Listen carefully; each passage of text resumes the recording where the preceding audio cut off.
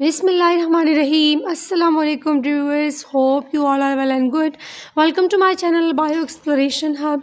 जैसे कि हमने first year bio book chapter number 1 start किया हुआ है, cell structure and functions, and today उसका लास्ट लेक्चर है।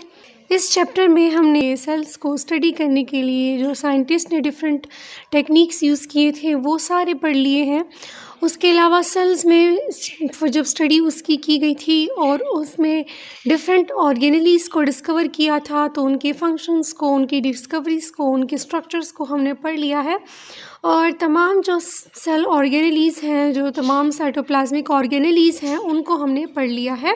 सो आज इस चैप्टर का लास्ट लेक्चर है और इसमें से हमने किसी भी टॉपिक को मिस नहीं किया है। तो अगर आपको इस फर्स्ट चैप्टर में सेल स्ट्रक्चर एंड फंक्शंस की कोई भी टॉपिक में मुश्किल आ रही हो तो आप पिछली वीडियोज़ में देख सकते हैं। सो आज हम डिस्कस करेंगे structure of bacteria as a model prokaryotes. So structure of bacteria as a model prokaryote. First तो अगर मैं यहाँ से ये बात करूँ कि मॉडल हम किस लिए यूज़ करते हैं, क्योंकि हम यहाँ पढ़ रहे हैं तो हम ये क्यों कह रहे हैं कि मॉडल एज अ मॉडल हमने इसको लिया। तो इसके पीछे ये है कि फॉर एग्ज़ाम्पल जैसे अगर कोई ह्यूमंस की स्टडी करता है, ठीक है, तो एक ह्यूमन को, वो एक ही बंदे को वो स्टडी करेगा, ठीक है, साइंटिस्ट, तो वो इन पर सारों के लिए यूज़ होगा कि ये इनकी एनाटॉमी इस तरह है। मॉडल हम इसलिए लेते हैं क्योंकि हमारे लिए फिर इजी होता है बाकी ऑर्गेनिज़म्स को भी स्टडी करना, और जो सा ऑर्गेनिज़म कॉमन होता है तो फिर हम उनको इस तरह से लेते हैं। ह्यूमंस को स्टडी किया गया था और एज अ मॉडल स्टडी किया गया है, राइस को स्टडी किया गया है प्लांट में एज अ मॉडल, ठीक है। और यहाँ पर बैक्टीरिया की बात हो रही है कि प्रोकैरियोट्स के लिए, जो जिनमें ट्रू न्यूक्लियस प्रेजेंट नहीं होता, जिन सेल्स में न्यूक्लियस प्रेजेंट नहीं होता, साइटोप्लाज्मिक ऑर्गेनेलीज एब्सेंट होती हैं, तो उनके लिए कौन सा जो है ऑर्गेनिज़म एज अ मॉडल लिया गया और उसकी स्टडी की गई। फिर उनके क्रोमोसोम नंबर, उनके डिफरेंट डीएनए जो मटेरियल्स होते हैं, सारों को स्टडी करते हैं डीपली। तो यहाँ पर बैक्टीरिया को एज अ प्रोकैरियोट मॉडल लिया गया है। अगर हम देखें तो bacteria mentioned earlier in prokaryotes and these are smallest cellular organism. ये स्मॉलेस्ट सेलुलर ऑर्गेनिजम्स है, most abundant in the universe हैं, ठीक है। ये बैक्टीरिया की बात हो रही है। और बैक्टीरिया के साथ साथ सियानोबैक्टीरिया, जो कि ब्लू ग्रीन अल्जी है, एक्वेटिक ऑर्गेनिज़म है, तो वो भी बैक्टीरिया में आते हैं और उनको भी स्टडी किया गया। तो मॉडल हम लेते हैं एक कॉमन जो ऑर्गेनिज़म होता है और जो उसकी स्टडी भी इजी होती है। फर्स्ट हम उनको स्टडी करते हैं, तो प्रोकैरियोट्स में बैक्टीरिया को लिया गया था और उसकी एज अ मॉडल स्टडी की गई थी। स्मॉलेस्ट सेलुलर ऑर्गेनिजम्स होते हैं, most abundant in the universe होते हैं, और बैक्टीरिया के साथ साथ सियानोबैक्टीरिया भी, उसकी भी स्टडी की गई। तो जो अगर हम इसकी स्ट्रक्चर की बात करें, जो सेल वॉल ऑफ बैक्टीरिया है, ठीक है, जो सेल वॉल ऑफ बैक्टीरिया है वो बना हुआ है म्यूरिन से। म्यूरिन क्या होता है, वो पेप्टिडोग्लाइकेन्स होते हैं। ये जो वॉल होता है इट इज़ रिजिड, ये रिजिड वॉल होता है।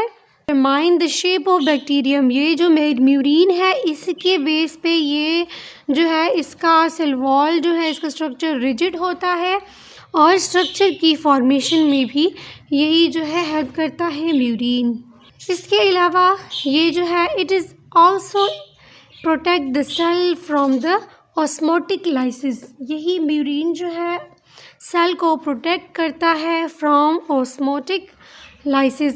और बैक्टीरिया सेल जो है ये unlike eukaryotic organism lack discrete chromosome and nuclear membrane, जो कि जिस तरह से प्रोकैरियोट्स में क्रोमोसोम्स की या न्यूक्लियर मेम्ब्रेन की डिस्क्रीशन होती है, तो यहाँ पर ऐसा नहीं होता। यूकैरियोटिक ऑर्गेनिज्म जो है वो लेक होते हैं इस फंक्शन में। और जो द न्यूक्लियर मटेरियल है DNA in bacterial cells occupy a position near the centre of the cell, जो डीएनए का मटेरियल होता है, जेनेटिक मटेरियल होता है बैक्टीरिया का, सेल का, तो बिटवीन द सेल्स होता है, सेंटर ऑफ द सेल होता है उसकी पोजीशन, ठीक है। और जो मटेरियल्स हैं, जो जेनेटिक मटेरियल इनका होता है वो single, circular and double stranded DNA molecule होता है, ठीक है। डीएनए के स्ट्रक्चर की बात हो गई कि वो सिंगल होता है, सर्कुलर होता है, डबल स्ट्रैंडेड डीएनए मॉलिक्यूल्स होते हैं और इन द सेंटर में ये प्रेजेंट होते हैं। इसके अलावा जो बैक्टीरिया है वो कंटेन करते हैं ओनली राइबोसोम को। बैक्टीरिया कंटेन ओनली राइबोसोम्स, बाकी साइटोप्लाज्मिक ऑर्गेनेलीज एब्सेंट होते हैं। राइबोसोम को ये कंटेन करते हैं which is composed of RNA and protein. Ribosomes, proteins, ribosomes में ही प्रोटीन की सिंथेसिस होती है, जिस तरह से हमने एनिमल सेल्स में बात की थी। तो यहाँ कह रहे हैं कि ribosome composed of RNA and proteins. There are thousands of ribosomes in each healthy growing cells. Thousands of ribosomes जो है वो न्यूली सिंथेसिस बैक्टीरियल सेल्स या ग्रोइंग सेल्स में thousands of ribosomes प्रेजेंट होते हैं।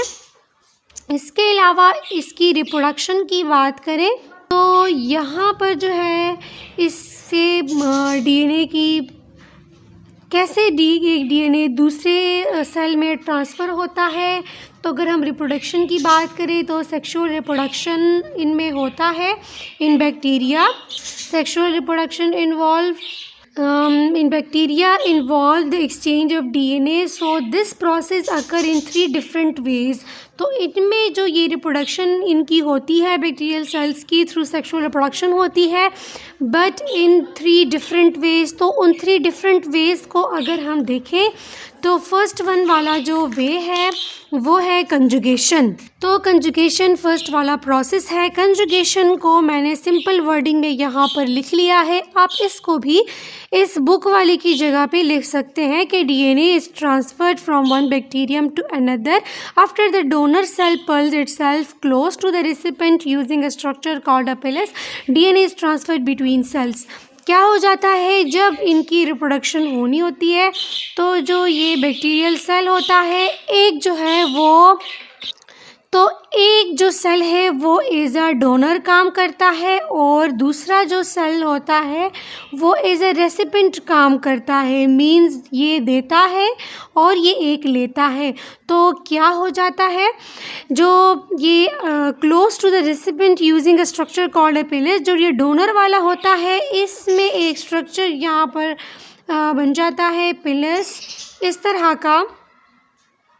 तो उसके थ्रू ये कनेक्ट हो जाता है दूसरे रेसिपिएंट सेल्स के साथ, ठीक है, डोनर एंड रेसिपिएंट सेल्स के साथ। तो यहाँ से जो डीएनए तो वो ट्रांसफ़र होता है इस वाले में और ये पेलस जो है वो कनेक्शन करता है बिटवीन 2 सेल्स और इसी तरह डीएनए ट्रांसफ़र्ड होता है बिटवीन द सेल्स, ठीक है। ये कंजुगेशन का प्रोसेस हो गया। इसके अलावा सेकंड मेथड की अगर हम बात करें तो it is a transformation. Transformation तो वर्ड से भी ज़ाहिर है कि इसमें डीएनए ट्रांसफरिंग की बात हो रही है। तो इन ट्रांसफॉर्मेशन बैक्टीरिया क्या करता है, pickup pieces of DNA from the environment. इसमें जो एक बैक्टीरिया होता है ना वो फॉर एग्ज़ाम्पल यहाँ एक सेल है और यहाँ दूसरा सेल है, तो इसमें जो डीएनए प्रेजेंट होता है तो ये enzymes with the help of enzymes इनके कुछ एक पीस इससे हट जाता है। फॉर एग्ज़ाम्पल ये एक पीस हो गया डीएनए का, तो ये जो डीएनए पीस है तो ये इससे ट्रांसफ़र हो जाता है दूसरे सेल में, ठीक है, यहाँ पर ये आ जाता है। तो ये ट्रांसफॉर्मेशन का प्रोसेस है बहुत ही सिंपल वर्डिंग में कि डीएनए का एक पीस जो है वो दूसरे सेल में आ जाता है। थर्ड वन है ट्रांसडक्शन। ट्रांसडक्शन अब किस तरह का प्रोसेस है, तो ट्रांसडक्शन को अगर हम देखें तो in transduction viruses that infect bacteria carry DNA from one bacterium to the other. अगर ये एक बैक्टीरियल सेल्स है और ये इन्फेक्ट हुआ, ठीक है, किसी वायरस, यहाँ आया है कोई वायरस, ये है बैक्टीरियल सेल, इन्फेक्ट हुआ बाय वायरस, इन्फेक्टेड वायरस, तो अगर ये इन्फेक्टेड वायरस किसी दूसरे सेल में आएगा तो वो यहाँ पर उसका डीएनए अपने साथ लेकर जाएगा दूसरे सेल में। तो इस तरह ये तीनों जो है सेक्शुअल रिप्रोडक्शन है और बैक्टीरियल सेल्स की रिप्रोडक्शन की बात हो रही थी। तो 3 डिफरेंट वेज के ज़रिए ये अपना रिप्रोडक्शन करते हैं, जो कि कंजुगेशन है, ट्रांसफॉर्मेशन है एंड ट्रांसडक्शन है। तो यहाँ तक आपको इसकी समझ आई होगी और हमारा चैप्टर एंड हो गया। और जिस तरह से हमने ये सारे टॉपिक्स पढ़ लिए हैं तो आप अपना चैप्टर जो है, जो कंसेप्चुअल क्वेश्चंस हैं, तो वो इजीली अटेम्प्ट कर सकते हैं। इसके अलावा अगर इस चैप्टर में कोई क्वेश्चंस वगैरह हैं तो आप ज़रूर कमेंट में पूछ सकते हैं, मैं उसका आंसर दूंगी। ओके जी, थैंक यू, अल्लाह हाफ़िज़।